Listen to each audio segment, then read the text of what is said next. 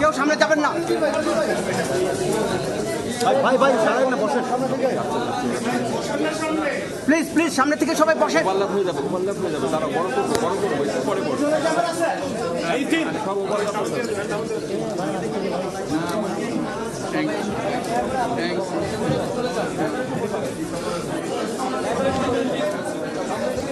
এই স্টিল বসেন,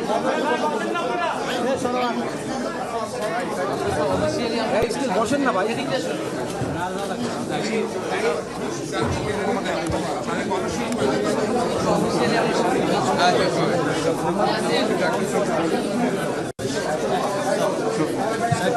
এই ভাই বসেন বসেন,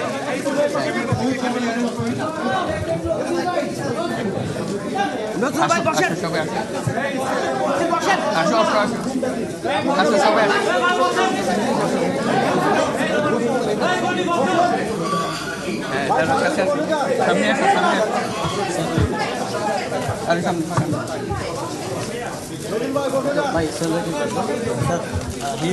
He's still injured.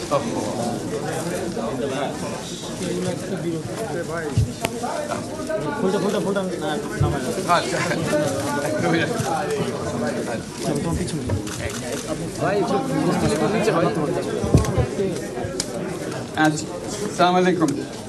আজকে আমাদের গৌরবের দিন, যে বিপ্লবের মাধ্যমে বাংলাদেশ আজকে নতুন বিজয় দিবস সৃষ্টি করলো, সেটাকে সামনে রেখে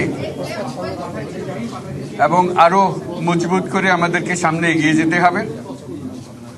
যারা এটা সম্ভব করেছে, যে তরুণ সমাজ, তাদের প্রতি আমি আবার সমস্ত প্রশংসা এবং কৃতজ্ঞতা জানাচ্ছি তাদেরকে। তারা আমার পাশে আছে। এরা এই দেশকে রক্ষা করেছে, এ দেশকে নতুনভাবে পুনর্জন্ম দিয়েছে এবং এই পুনর্জন্মে যে বাংলাদেশ পেলাম, সে বাংলাদেশ যেন অত্যন্ত দ্রুত গতিতে এগিয়ে চলতে পারে, সেটাই হলো আমাদের শপথ। সেটা আমরা রক্ষা করতে চাই, এগিয়ে যেতে চাই। আজকে আবু সাঈদের কথা মনে পড়ছে আমাদের, যে আবু সাঈদের ছবি বাংলাদেশের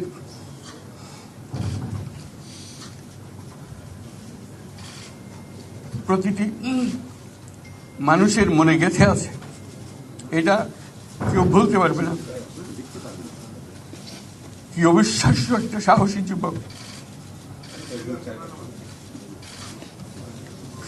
বন্দুকের সামনে দাঁড়িয়ে আছে এবং তারপরে থেকে কোনো যুবক, কোনো যুবতী আর হার মানে নাই, সামনে গিয়ে আছে এবং বলছে যত গুলি মারো, মারতে পারো, আমরা আছি।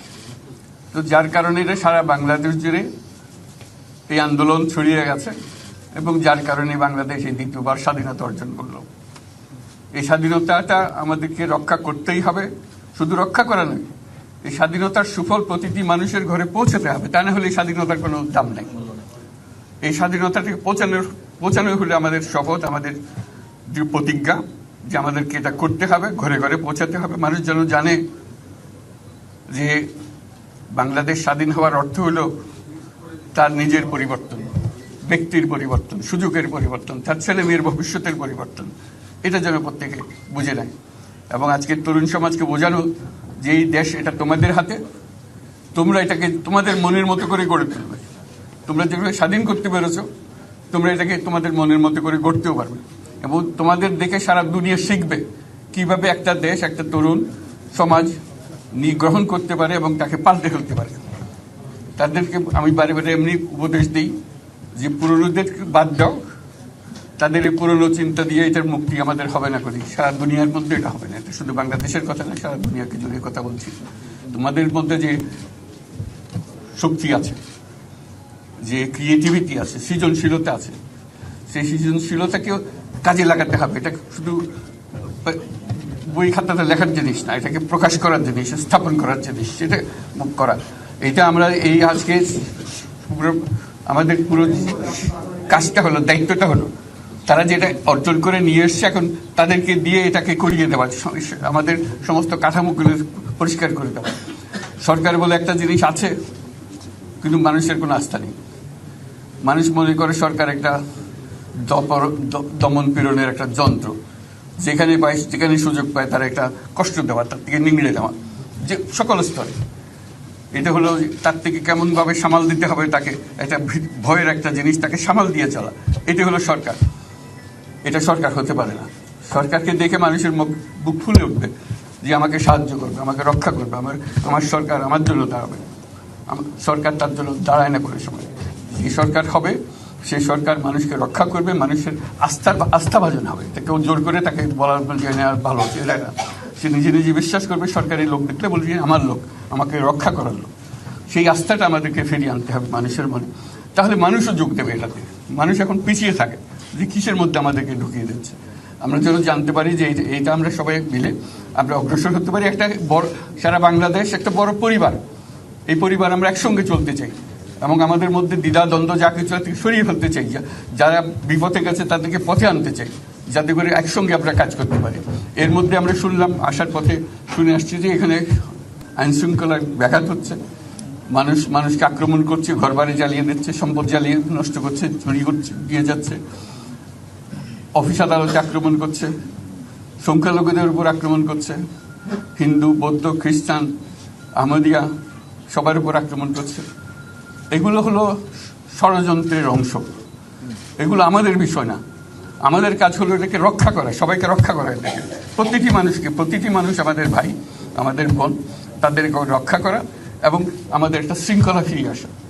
বিশৃঙ্খলা, সহিংসতা এগুলো হলো অগ্রগতির বড় শত্রু। আমাদের যে যাত্রা শুরু হলো সেই যাত্রার শত্রু। কাজে এই শত্রুকে যাতে রোধ করা যায়, তাদেরকে বুঝিয়ে শুনিয়ে হোক, তাদেরকে আইনশৃঙ্খলার হাতে দিয়ে হোক, এটা বোঝাতে হবে। তাকে মেরে পেটে এটা ঠিক না। আইনশৃঙ্খলা নিজের হাতে ঠিক না। তাকে আমাদের আইনশৃঙ্খলা বাহিনী এমন হতে হবে, তাদের হাতে সোপর্দ করলে আমরা নিশ্চিন্ত থাকবে তার একটা বিহিত হবে। এমনগুলো আমরা হাতে দিয়ে দিলাম, 2 টাকা দিয়ে আবার ছেড়ে দিল, এটা যেন আবার না হয়।